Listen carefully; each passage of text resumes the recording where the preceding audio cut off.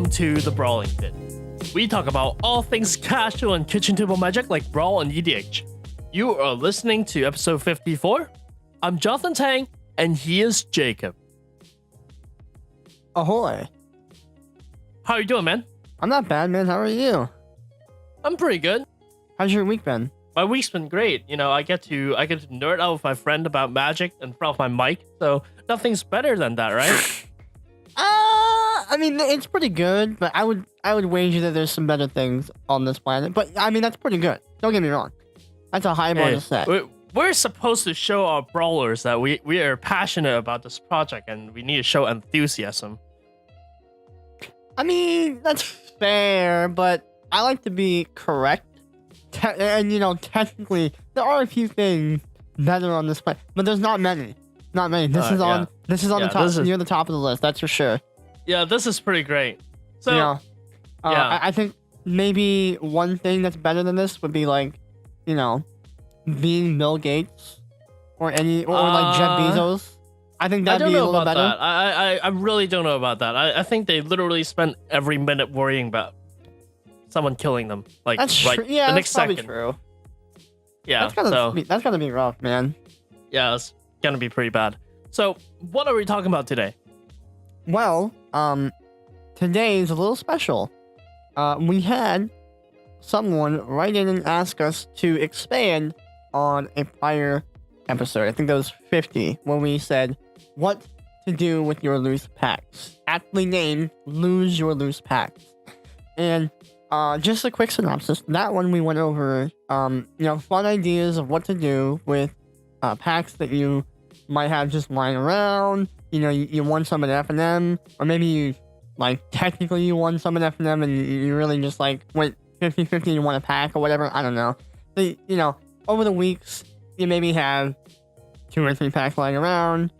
We're going to go more in depth on that topic, but we're expanding it beyond just loose packs. Now, a writer, Jake, he specifically asked about, you know, deck builder toolkit. You know, he asked, what can I do with this? And, you know, that gave us a great idea. I mean, we told him to wait for this episode because we decided we were going to talk about it now. But there's so many other products besides just the toolkits that we can go into. And I think it's a great idea. Absolutely. So thank you, Jake, for the great idea. And, you know, you're awesome. So, do we talk right about the deck builder toolkit, or do we save the best for last? You know, I can't tell you what's the best because I think all these ideas are pretty good. Okay. So you know what? Why don't we'll roll a dice? Because incidentally, we have 6 ideas here, and there's 6 sides on the dice. Yeah, exactly. So we're gonna roll a dice. I'm gonna roll my fidget spinner. Yeah, you can spin your fidget spinner. Don't edit this out, by the way. Yeah, so you could spin your fidget spinner, and I'm gonna get a dice. Okay, I'm doing it. So yeah, I'm gonna get a dice right now, and you can go ahead and spin your fidget spinner. All right. Yep, I'm doing that. All right, now I have a dice. Teamwork. Great teamwork. Yep. So you get to spin the fidget spinner, and I have a dice here. Okay. So right, cool. Numbers 1 to 6 with my 6-sided dice. Okay. What did we get? So, the first number that comes up is 4. Yeah, so it landed on a 4. This dice is a 4. Okay. What is that? I think that's actually a deck builder toolkit. Oh my god! Wow, that's magic. Amazing!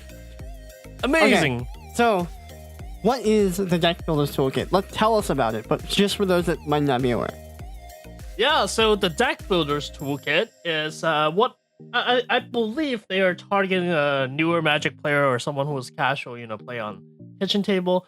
And what it comes with it comes with 4 booster packs to help jumpstart your collection. That's what they say. It comes with 125 individual cards. These are pseudo-random, so they comes in transparent wrapper, not a booster pack wrapper. And it's just a stack of cards. There are 5 different rares, each representing each of the colors, and then the rest are uncommons, uncommons. And there are also 100 basic land cards to help you make your deck. It will also come with a deck builder's guide to help you build a deck or optimize the deck. And there's also a box that contains all these things. Usually it goes for around 20 bucks. There isn't an MSRP anymore, so I'm not going to speak. Okay, so now that we all understand what a deck builder's toolkit, what can we do with this? And I don't know, what's a fun idea? You crack all of them. Okay, Crack the packs. You crack the pack. Yeah, crack the packs. All of a sudden you have a lot of cards. Okay. Yeah. So many cards. You have 185 cards. But remember, our listener Jake wanted to know what can we do specifically with our toolkit. Well, you see, the box that came in is actually very durable for you to hold your collection. Actually, you know what? I have the 2013 Deck Builders Toolkit box. Oh my gosh. Yeah, I used that forever. It kind of fell apart though last year. Oh. It wasn't made the strongest cardboard. The fat packs actually named bundles now, but the fat pack boxes are much stronger. Okay. But I mean, they're not bad. It's they're not not bad. actually. It's not actually that durable. So okay. Yeah. All right. So what can we tell Jake here about our deck builder toolkits? What can you do? Well, it depends. Are you getting one deck builder toolkit or are you getting two deck builder toolkit? If you and your friend, your little brother, your family member, whoever, also has a deck builder toolkit, well, you can just crack off those cards, and that will be a limited pool that you can build a deck from to play against one another. Oh, so you tell them to play sealed. It's basically sealed. The difference is the deck builder toolkit, the pseudo random cards, even though they're pseudo random, they are actually sort of like the essential cards that every color, it comes with all the things that each color needs. So for example, black is going to have murder, red is going to have your shock, your lightning strike. So yep, green's gonna have the mana dorks. Yeah, it is it's pseudo a random, really, but like, really good, really good seal pool. It's good. Basically, yeah. And so, I mean, it's cool because, like, so, like, the point of variance would be, like, what you get in your packs. But then, you know, when you're using the toolkit to play sealed, it's like, well, I know my deck isn't gonna, like, just totally suck. But, like, it'll be, like, kind of spicy with the packs. Because, you never know what you're gonna get in your packs. Yeah, you could open a really, really good rare. And whatever color that rare is, and you know there's gonna be support for that color because, well, the pseudo random packs cover all 5 colors. I like that. You know, I didn't ever get a chance to play this format, you know, quote unquote format, but it sounds really cool. Yeah, I played it once when I was getting one of my friend into Magic, and the first thing his wife got him was the deck builder toolkit. And that's adorable that his wife bought it for him. Yeah, so he opened his deck builder toolkit and he built a deck from it. And while I was playing my standard optimized deck against it, you know, it wasn't fun for him. Oh, you're gonna crush him. Yeah, so what I did was, you know what? I'm getting myself a deck builder toolkit too, and then we play those games and it was like really balanced, really fun. Yeah. I think it's great because like if you're just getting into Magic or whatever, then it's perfect because the toolkit is I think is really excellent value like for starting your collection. And if you have a friend that has this toolkit and you want to play with him, I mean, the toolkit isn't bad value either if you already have a collection. Oh yeah, no, like it's not the best. Like if you have $100, yeah, go ahead and buy a box. But like, right, if you don't, you like the toolkit isn't an awful choice either. So, I think the toolkit sealed idea is amazing, and I wish I could actually have played it prior to this, and I now look forward to playing it in the future if I ever have that situation come up. Yeah, absolutely. So what do we have next? All right. I mean, how do we top this idea? I don't know. I think we'll figure it out. Don't worry. We're going to figure it out. So, okay. So, I think the next one we should talk about are the challenger decks. Is that number 5? Wow, you're like following the list. Yeah, I know. I mean, I think at this point, it was probably better just to say that the dice would determine where we'd start. Okay. That's usually what the dice do. Yeah. So, challenger decks. What are they? Tell me about them. Well, a challenger deck is a 60 card deck that comes with a 15 card sideboard. These are semi-optimized standard deck, and these are built to the archetype that top 8 a big event, a few months before they're released. For example, since obviously Mono Blue Tempo won Mythic Championship, And not a Pro Tour. now the Pro Tour is a Mythic Championship, well, you can expect that one of the challenger decks will be this $80 deck. Some variant of this top 8 deck. Usually, they're not exactly card for card. Nope, They're yeah. pretty close.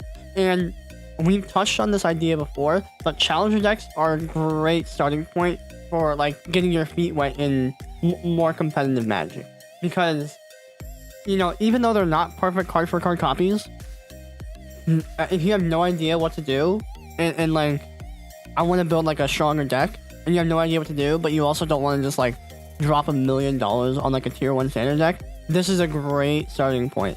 Because oftentimes what happens is these challenger decks get released, and the prices of that deck usually drop. Almost always. Because these decks, the whole 60 plus 15 cards is about $30. There's no MSRP, but they're about $30. And most of the time, almost always, prior to this deck getting released, the mythics are about $30 each. And usually you get at least one copy of that mythic in like the really expensive high price mythic in this deck, and then you get all the rares, commons and uncommons, etc. Right, and the deck itself usually goes for $30. Yeah. Some LGS even sell it for $25. Oh yeah, no, I think the average around my area is about 25, which is surprising. Yeah. So challenger decks are great. What can you do with them though? Oh man, so many things.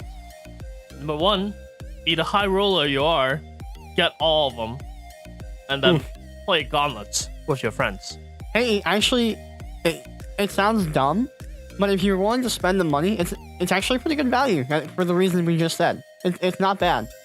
Yep, they are semi-optimized decks, and you're taking the deck building part of the game, which is a big part of the game, don't get me wrong, but you're taking that out of your decision process. You don't need to think about deck building, and you get to experience playing powerful decks against each other, which is always fun.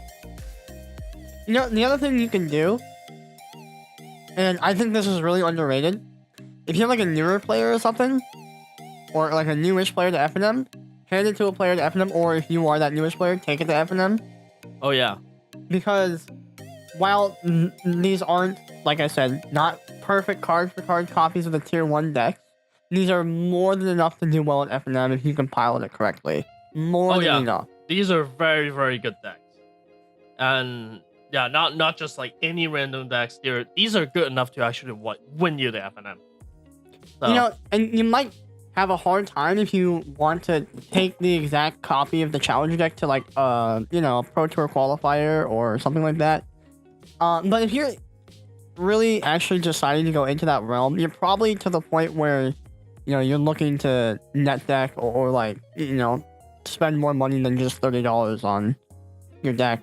But if you don't want to do that, and if you still are just kind of, I want to play for fun, I want to go to FNM, maybe attend an occasional PPTQ, then yeah, you could bring the challenger deck, and you could probably win a few rounds. So, great product. And you can get some winnings through the challenger deck, and you can save up those packs and figure out what to do with them with episode 50. Yeah, and it's crazy how like the winning cycle happens. It's like a snowballing thing. If you win more, you get more packs, or some stores offer store credit. You can use those winnings to buy more cards, which you don't have to spend as much of your own money. It's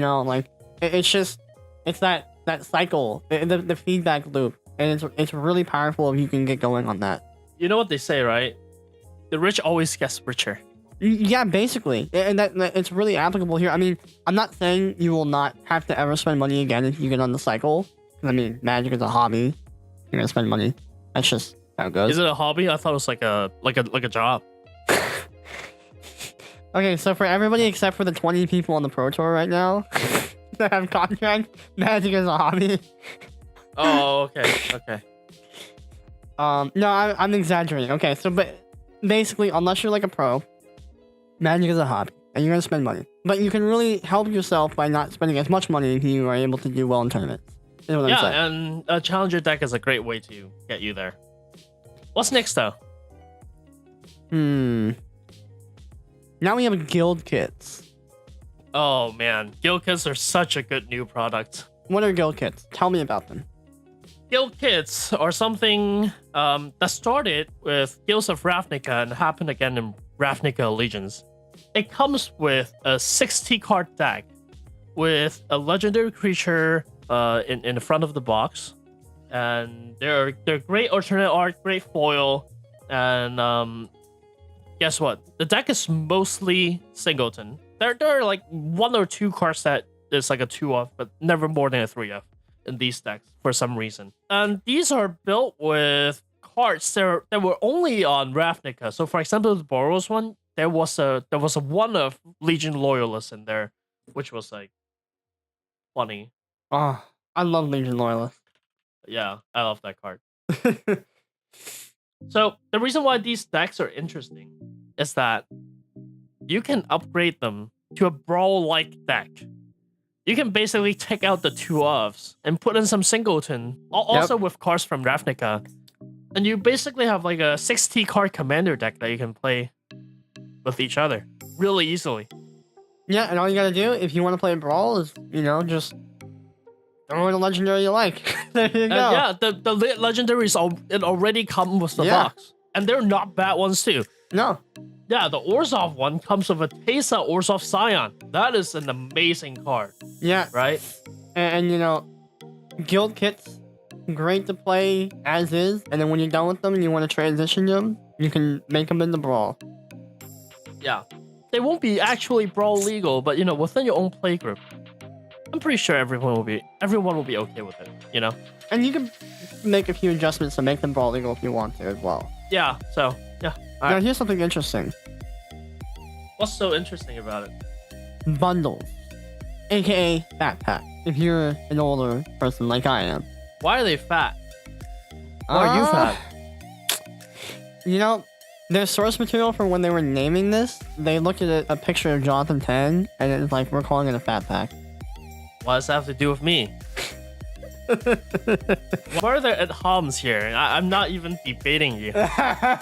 Anyways, so bundles, aka Fat Pack, are sealed products that come in a nice, sturdy box with cool artwork on the outside of them. They have 10 packs inside of them. They used to be 9 packs, but now they're 10 because Wizards is awesome. And they also have the 20-sided spin down life counter that you can get at the pre-release. Same kind of dice. Why didn't they come with a spin down fidget spinner? I don't know. They should make that. They should think about that. They should think about that.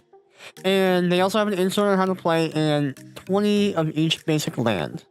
So, they also have like really cool art inside of them. Like you could like hang it up on your wall. It looks really nice. Okay. The main question here is the 10 packs. What to do with the 10 packs? Now, first of all, we kind of somewhat already answered this in the previous one. So the answer will be very similar. You can play sealed with it, or you can play 2 sets of 4 packs sealed with your friend. But the main idea with these bundles, aka Fat Pack, is that after you're done, these Fat Packs and their cardboard containers are extremely sturdy and durable. They have really nice art. I have seen lots of friends carry around like bunches of commander decks very nicely and easily with these Fat Pack containers. They're amazing. Yeah, they don't need those like super high-end boxes for them. They just need a Fat Pack box. And if we're talking about space efficiency, those like, I'm not gonna name the brand, but I'm gonna describe it. The really tall, like 3-layer deck boxes, or maybe I think it's only 2 layers, where like the top comes off, and you have like, you can pop the bottom off, and you can have like dice in there too, and they're like kind of tall. Yeah. And they're like plastic on the outside with like a steel logo in the middle. You know what I'm talking about, right? Yeah, okay. I know where you... So, not to name names, but I mean, those are great. I'm not gonna hate on them. No shade on them. Okay, they're awesome deck boxes, but they're really bulky. And if we're talking about space efficiency, they're also really inefficient for space.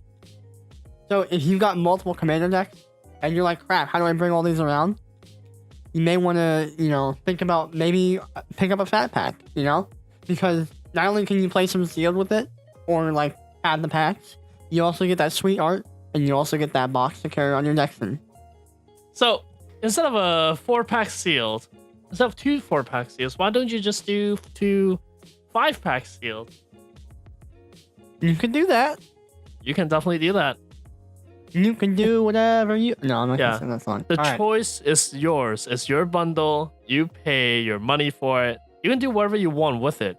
You can even hoard it, like those people who bought a bunch of Battle for Zendikar fat packs. I don't know if you want to hoard them. Like, if you're going to hoard magic cards, which I don't recommend doing, because if you're in the business of hoarding magic cards, you're probably looking at them as investments, in which everybody should know where to stand by now on magic cards as investments. Yeah, buy those boring funds. If you have don't even buy stocks. Just buy you want the boring things where people are managing your money for you. Yeah, we're not financial advisors. No, we're not. We're not financial advisors. You should not take financial advice from us. Yeah, don't take financial advice from, business people on the internet. Okay, so besides that, don't throw away the cardboard outside because it's really nice and durable, and you will surprise yourself on how much it can hold and how useful and versatile it is. So, next up is a mystery. What's the mystery? And literally, it's a mystery. Is it though? Yeah, it is. They're literally mystery boxes. Oh, do you mean those memes from Walmart and Target? Yes, and those are the memes I'm talking about. Surprisingly, you can do some fun stuff with them. Oh my gosh, guys, don't buy those. Well, or buy them if you want to just have a good afternoon for like $15. Oh, I think the key idea. I think the key idea if you are going to purchase this product, don't go in thinking I'm going to get awesome, amazing value. Go in understanding you probably aren't going to get that much value, but you're going to have a good afternoon. All right, so the mystery boxes from Walmart has 6 random packs from the past. So, so most likely what's going to happen is you get to play your Journey into Nyx Limited. Or you can be playing Dragon's Maze Limited, because those are like the cheapest packs. Yep. In the past. And the ones they have the most access of? Yeah, so they have the most of them. But... And it's basically what this is. This is for the people that, they say, I want to play Chaos Draft or Chaos Sealed, but I don't know what packs to pick. Get this. Oh, yeah. There you go. Those are your 6 packs. Done. Yep. Exactly. Yep. You'll be bringing all 3 Dragon's Maze. You're that guy. No, I mean, I don't know if you'll get 3 Dragon's Maze, but, that's what this is. You're not going to get stellar value. You're not going to get, anything superb or amazing. You're just going to get 6 random, probably a little below average pack, but as long as you understand that you're not in this for value and you're in this for the variety and spice, then you're going to have an awesome time with this. Amazing. So what do we have next? For our last product that you can do awesome, fun stuff with. This is, we're not sponsored, by the way. I don't know if this sounds like an ad, but we're not. So this is, I have fun, using random products in, kind of weird, unconventional ways. I don't know about you, but I just get some joy out of it. So, Planeswalker deck. These had, past tense, had an MSRP of about $15. Yeah. Had. Now, what is MSRP? You can't say MSRP. They sell for around $15 now. Yeah. Well, I mean, it's still a true statement to say they had an MSRP, a historical MSRP of $15. All right, fine. Yeah, but that is a true statement. They did away with MSRP, so now they'll probably sell about $15. But I mean, your mileage may vary depending on your location. So, Planeswalker decks are kind of like the old dual deck, kind of. They're 60 card pre-constructed decks, but they're geared towards newer-ish players. Yeah. And those planeswalkers are bad. We say that every time we go through the legends. I don't think we have seen a single worthwhile There was one a while legendary ago. planeswalker. There was one, like I think a year or two ago. It was like in the Pro Tour top 8, back when they were actually called Pro Tours. Oh. Yeah, back in the dark era. Which one was it? I don't remember. I think it was a I think it was a Liliana or no, sorry, it wasn't Liliana. I think it was a Nissa. I don't remember exactly. Oh, but, I know which one you're talking about, but the podcast wasn't a thing at that time, so it's still a true statement that the podcast hasn't seen. Yeah, that's true. Any good ones. That's true. The podcast has not seen any good ones, but historically there has been one that was good. But yes, typically most of these planeswalkers in the decks aren't that powerful. They also have 2 booster packs inside of them. So here's the fun thing you should do with these decks. You take the planeswalkers and all the cards and you shuffle them up. Alright? Yeah. And then you play them blind. Don't look. Oh boy. That's the fun part. No, I mean, like, that's like something that I like to do personally. It's like when a friend or a friend of a friend hands me like a commander deck, I'll play it blind. I don't want to look through it. I don't want to know. Because it's interesting to me, as someone that's like been very intimate with, lots of optimized decks, tier decks, knowing a deck inside and out. It's a good skill. It really is if you're trying to win, but if you're trying to have fun, I've just seen it all at this point where I personally like to go in not knowing and like having that limiting factor. But you can only play blind once. That's true. You can only play it blind once. So what you can do after you play it blind, well, I mean, maybe you can play it blind once or twice because you might not see all the cards before the game ends. Okay. So you could play these planeswalker decks maybe a couple times, maybe 3 if you're really trying to squeeze out maximum value. Maybe a couple times though, easily. And after that, what you can do, you can crack those packs, and then you can make as many replacements as you want, but only using those packs. Ooh. Yes. It's a planeswalker deck limited. Yeah, exactly. And it's kind of silly. It might seem dumb or obvious or like not complicated, but like it doesn't have to be complicated. Like if you add restrictions, arbitrary restrictions, even if they seem silly and pointless, they can actually make your game way more fun and way more like varied and spicy in a good way. It's that same rule where we talk about your playgroup having certain rules. Like there's no magic rule that says you can only have 2 counter spells in your deck. But if your playgroup says it's more fun when you limit your decks to only have them, it's the same thing here. Yeah, limitations breeds creativity. Exactly. That's now, what Barrow says. Exactly. Mark Rosewater. Good guy. He's a great guy. He made one of my favorite games of all time. I wouldn't have guessed. But yeah, what else do you do with your other Steel products? Did you like the ideas that we have? Do you have more? Let us know on our social media. You can find us on YouTube, Facebook, or Twitter at Brawling Pit. Find us on Reddit at r/Brawling Pit. You can email us at brawlingpitmtg@gmail.com, or you can visit our official website, brawlingpit.com. As always, I've been Johnathan, and he has been Jacob. I'll see you next time. Alright, sign off. I don't got one. Then? Help. Content drought. And talk about content drought in the sign off. No, that's something we don't want to do. Is that too meta? Yeah, no, we don't want to get that meta. That's one thing you don't want to do. You want to try to avoid complaining to your viewers. So Jacob, what's up? I don't know if you can hear this whole time, but I've been fidgeting with a fidget spinner in my hand the whole time. Oh yeah? Yeah, I actually yeah. I can officially call myself a content creator now because I own a fidget spinner. Yeah? Yeah, I mean, what does that make me then? I don't have a fidget spinner. I bought it ironically. Okay. And it's twice the irony actually. Because not only is it a fidget spinner, but it's also a Call of Duty fidget spinner. Ooh. You know, I really want to say that's the most 12-year-old thing that you've said to me all day, but Call of Duty isn't played by 12-year-olds anymore. Now it's Fortnite. Yeah, they stole all the Call of Duty people. I only know one person who play Call of Duty nowadays, and that's Jacob.